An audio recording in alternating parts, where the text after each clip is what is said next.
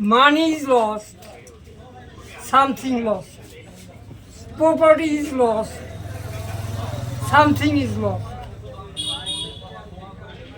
When health is lost, everything is lost.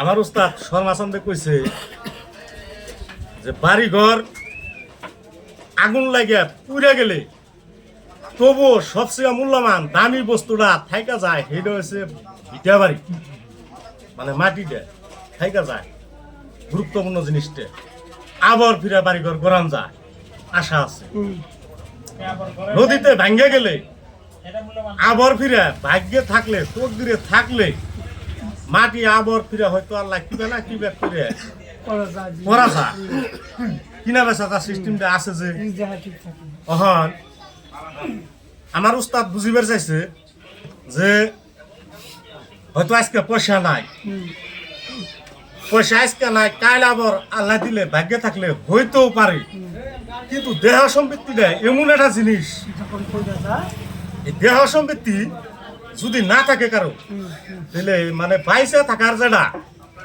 থাকার যেটা আশা ইহনা ফুরিয়ে জায়গা